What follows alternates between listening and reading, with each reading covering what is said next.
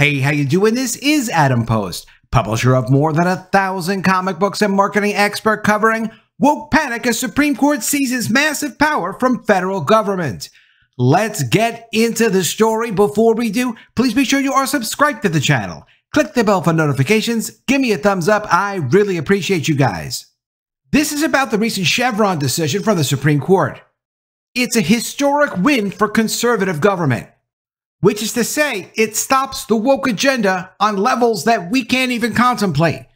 It's great news. Beyond that, it's clear this was part of a longer-term agenda to move more and more towards a larger and larger federal government that could essentially make its own laws without Congress, enforce its own laws without Congress, and do all of this outside of the review from federal judges.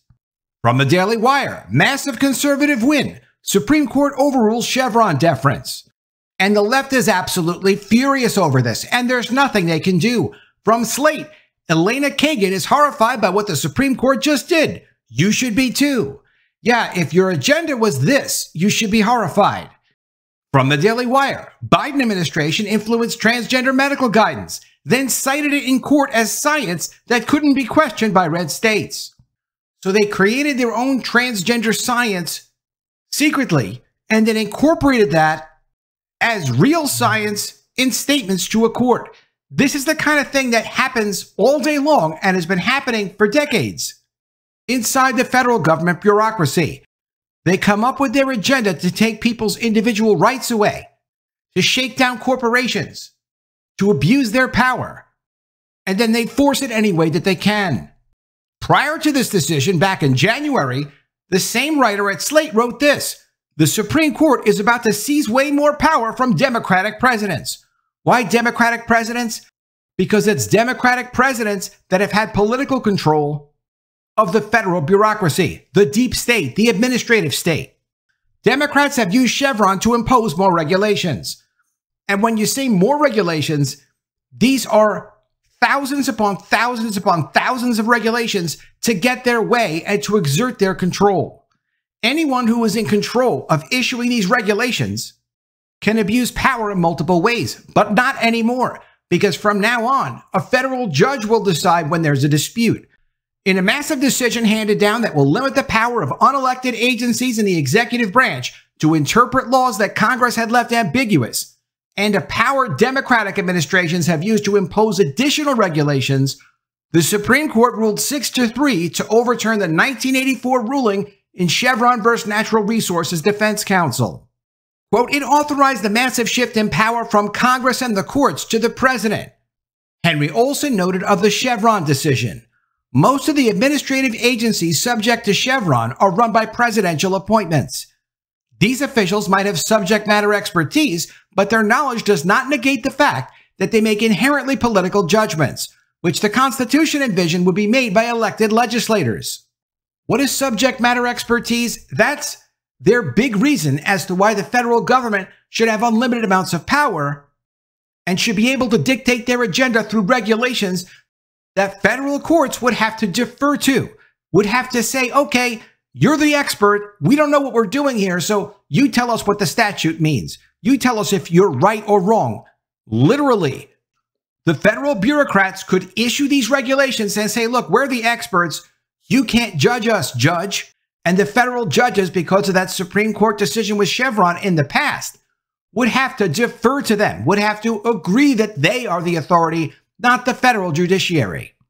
So what is a subject matter expert? This is what a subject matter expert actually is. A subject matter expert is someone with specialized knowledge in a specific area or topic. They're often considered the go-to authority on a topic and can provide guidance and strategy. How could the world possibly go on without the federal government's subject matter experts? Well, like in any legal matter, there are experts on both sides. A federal judge doesn't have to know the details. They only need to know how to interpret law, how to interpret what Congress intended in a statute. They do that all the time. So if the federal government has a case, they can put forth their subject matter expert. If a company has a different view of a case, they can put forth their subject matter expert. As opposed to saying, okay, one side in this dispute is the expert We can see no other information. We just have to do whatever the federal regulations say. Then what's the purpose of having a judiciary? There is no purpose. They take all the power and they put it in the executive branch. And then they staff it with their political operatives. This has been going on since the 1980s. And it needed to stop. Quote, under Chevron, a statutory ambiguity, no matter why it's there, becomes a license authorizing an agency to change positions as much as it likes. Chevron accordingly was undermined by the very rule of law values that stare decisis exists to secure, according to Ed Whelan. What Ed Whelan is talking about here is that an agency could say, well, we know we said this a year ago about a subject, but now we've got a new interpretation, and then change their minds a year later, and then change their minds 1 year later after that. It wouldn't make a difference. They would still be considered correct, and a federal judge couldn't do anything about it. Quote, during Barack Obama's presidency, courts increasingly relied on Chevron to uphold a slew of new progressive regulations. According to Slate, covered in their article titled, the Supreme Court is about to seize way more power from Democratic presidents. That's this. That's Democratic presidents setting regulations in place that could not be questioned even by a federal court. The case in which the court overturned the 1984 ruling was Looper Bright Enterprises versus Raimondo. The plaintiffs, who were fishermen, sued the Commerce Secretary Gina Raimondo. A sub-agency of the Commerce Department, the National Marine Fisheries Service, forced the fishermen to pay the salaries of the federal inspectors that federal law forces them to carry aboard their boats. According to the Heritage Foundation, that also explained, fishermen claimed there was no law that the National Marine Fisheries Service could cite them, giving them the right to force them to do this, which of course they can't afford to do. The National Fisheries Service cited the Chevron decision, saying that the law's silence gave the agency its right to speak. As a result, inspectors' salaries ought to be paid by fishermen. So if they want to phase these fishermen out for whatever their agenda is, who knows what the progressives are up to next? They do. They plan to use these kinds of abusive regulations for the next several years. I guarantee you that. A lot of plans are having to be thrown out the door now. All they would have to do is come up with some crazy law and get rid of some sector of business.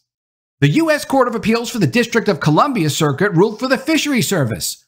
But in the petition for the writ to the Supreme Court, the plaintiffs asked, quote, whether the court should overrule Chevron or at least clarify that statutory silence concerning controversial powers expressly but narrowly granted elsewhere in the statute does not constitute an ambiguity regarding the deference to the agency. Oh, we just decided we need to have new regulations and you need to pay for these new inspectors. There are inspectors. You got to pay for them. Oh, it's not in the law? Well, that's okay. That was an ambiguity. No, it's not an ambiguity. You're just throwing that in there to control the industry. Quote, under the Chevron doctrine, courts have sometimes been required to defer to permissible agency interpretations of the statutes that agencies administer. Even when a reviewing court, that's a federal court, looking at the statute, looking at the case, looking at the situation, reads the statute differently. The Supreme Court states, quote, in each case below, the reviewing courts applied the Chevron's framework to resolve in favor of the government challenges by petitioners to a rule created by the National Marine Fisheries Service pursuant to the Magnuson-Stevens Act, which incorporates the Administrative Procedures Act. Quote, the Administrative Procedures Act requires courts to exercise their independent judgment in deciding whether an agency has acted within its statutory authority, and courts may not defer to an agency interpretation of the law simply because the statute is ambiguous. Chevron is overruled. The Administrative Procedures Act already existed prior to Chevron. Chevron was an accommodation to make things easy. But what progressives do is they go and they look at the law, they look at situations, and they say, hey, how do I abuse my power? How do I destroy something and replace it with something I want instead? That's what they did with Chevron, and they got away with it for decades. The current Supreme Court came in and crushed them. Well, perhaps most fundamentally, Chevron's presumption is misguided because agencies have no special competence in resolving statutory ambiguities. Courts do. This is from Chief Justice Roberts. He's saying, your agency may have subject matter expertise, and that's nice for you. Maybe you know everything about fish. Maybe you know everything about a certain kind of fish. Maybe you know more about nuclear technology and food safety. However, that's expertise within that realm, within food safety, within fish, nuclear technology, you name it. But the federal judge knows how to interpret statutes. They're the subject matter experts when it comes to interpreting statutes, so that everyone's rights are respected. The federal government is there to serve us. It's not there to control us and force its will on everyone. It must operate within Congress's laws. Those congressional laws, those congressional statutes dictate what the people want. Congress represents the people.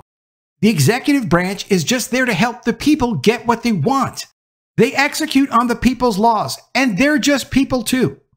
They're subject to corruption. They're subject to making mistakes. They're also politically appointed. They have points of view that are personal, that interfere with their work. So how do you reconcile that? You give the situation back to federal judges.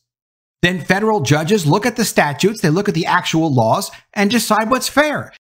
And then whatever that federal judge decides is appealable up to a higher court, all the way up to the Supreme Court potentially, if the federal judge got the law wrong, as opposed to these administrative agencies that didn't have to appeal to a higher federal court. They were considered the law. And that's why the woke are very upset. That's why in Slate they're saying Elena Kagan is horrified and you should be horrified too.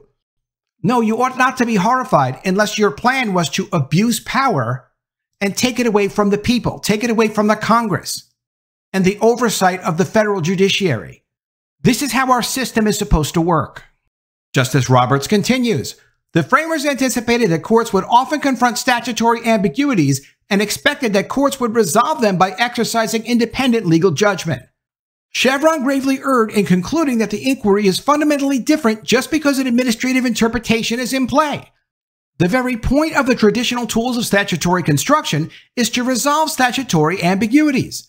That is no less true when the ambiguity is about the scope of an agency's own power, perhaps the occasion on which abdication in favor of the agency is the least appropriate, the court wrote. So as the court's explaining, when there's a dispute over whether or not an agency has power to do something, the agency itself shouldn't be making that decision. That's what they were doing with Chevron. That's how the progressives got away with abusing the federal government so much over the last 40 years. That's been overturned now. The changes are going to be dramatic. And here's what Jim Jordan had to say. Quote, today's decision fixes the decades-long error of handing vague and broad powers to unelected and unaccountable bureaucrats.